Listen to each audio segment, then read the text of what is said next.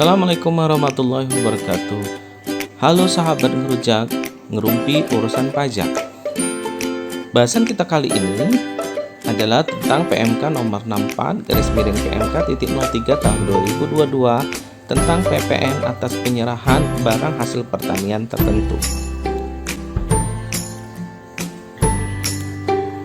Bahasan kita kali ini ada 8, yaitu latar belakang, objek, besaran tertentu untuk menghitung PPN terutang, ketentuan penggunaan besaran tertentu, pengkreditan pajak masukan, penunjukan sebagai pemungut PPN, faktur pajak, serta ketentuan peralihan. Dengan melakukan pembahasan pada kali ini, diharapkan kita dapat memperoleh pemahaman tentang barang hasil pertanian yang dikenain PPN.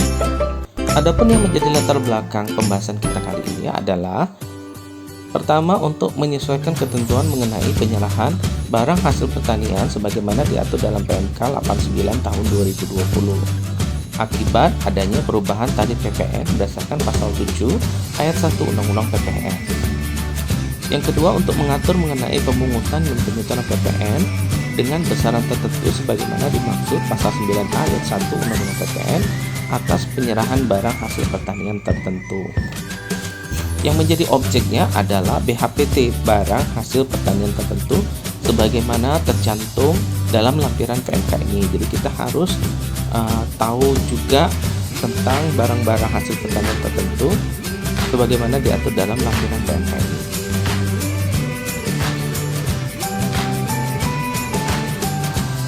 Berapa besaran tertentu untuk menghitung PPN terutang?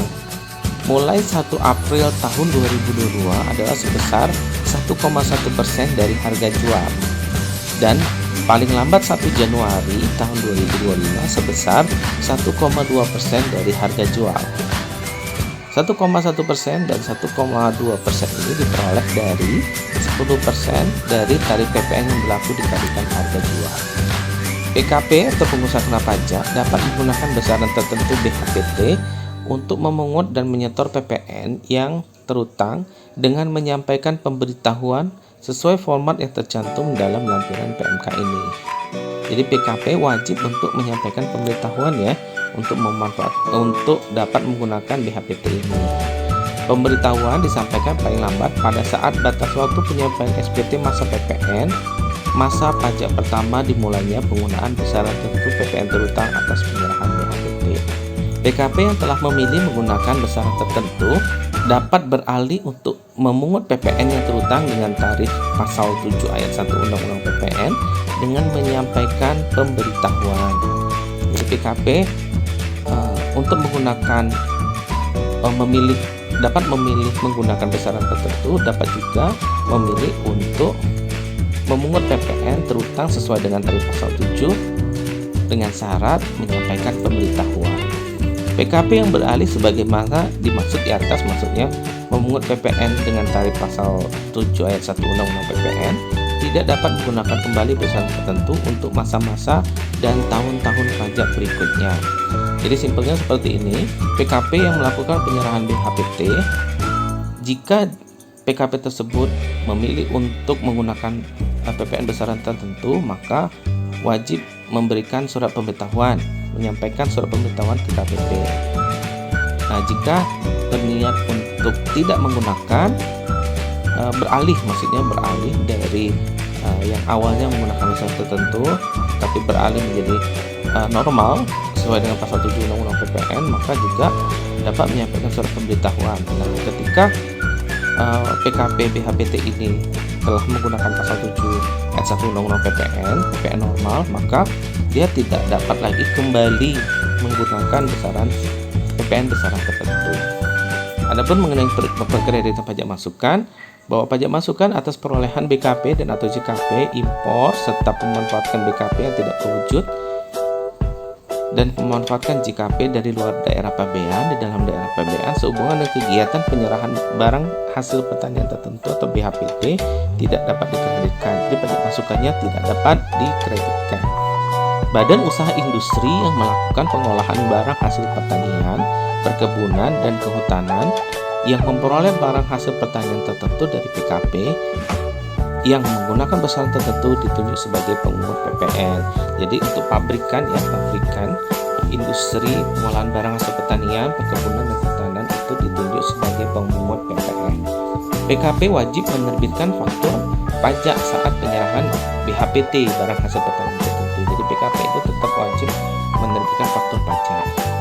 Adapun nomor seri faktur pajaknya ada dua, yaitu 03 dan 05. 03 untuk diterbitkan oleh PKP BHPT dengan besaran tertentu jika lawan transaksinya adalah pemungut PPN lainnya selain pemungut instansi pemerintah, dan menggunakan nomor seri faktur pajak 05 jika penyerahannya kepada selain pemungut PPN. Nah, ini ada ketentuan peralihan bahwa PKP yang menyerahkan BHP tertentu, BHPT, menggunakan nilai lain sesuai PMK 89 tahun 2020 dianggap memilih menggunakan besaran tertentu BHPT dan dianggap telah menyampaikan pemberitahuan. Jadi secara otomatis PKP yang menyerahkan BHPT menggunakan nilai lain, dia dianggap memilih menggunakan besaran tertentu BHPT dan dianggap telah menyampaikan pemberitahuan walaupun tidak menyampaikan pemberitahuan. PKP sekali lagi dapat beralih untuk memungut PPN sebagaimana pasal 7 ayat 1 Undang-Undang PPN dengan harga jual. Peralihan tersebut mengikuti ketentuan sebagaimana dimaksud pasal 5 Peraturan Menteri ini. Jadi jika PKP ingin beralih untuk memungut PPN sesuai dengan pasal 7 ayat 1 Undang-Undang PPN, maka mengikuti ketentuan pasal 5. Pada saat Peraturan Menteri Keuangan ini berlaku, PMK nomor 89 tahun 2020 dinyatakan dicabut dan dinyatakan tidak berlaku. Nah, Peraturan Menteri Keuangan ini sendiri itu mulai berlaku pada tanggal 1 April tahun 2002. Ini adalah contoh ilustrasi tentang bahasan PMK kita kali ini. Ilustrasi 1, pada tanggal 6 Mei tahun 2022, PT Hindo Gula Jaya yang memilih untuk menggunakan BHPT, besaran tertentu BHPT, melakukan penyerahan batang tebu sebanyak 70 ton ke perusahaan gula. Apabila harga per tonnya adalah 720.000, berapa PPN terutang atas penyerahan batang tebu tersebut? Berdasarkan PMK nomor 64 tahun 2022, PKP yang melakukan kegiatan penyerahan barang hasil pertanian tertentu dapat menggunakan besaran tertentu untuk memungut dan menjual PPN yang terutang. Perhitungannya adalah PPN BHPT adalah 1,1 kali harga jual. Nah, jadi dasar pengenaan pajaknya adalah 70 ton dikali 720 juta atau sebesar 50.400.000, maka PPN terutangnya adalah 1,1 kali 50.400.000. Salah ya, ini bukan 52.500 ya. Jadi PPN terutangnya adalah 1,1% kali DPP.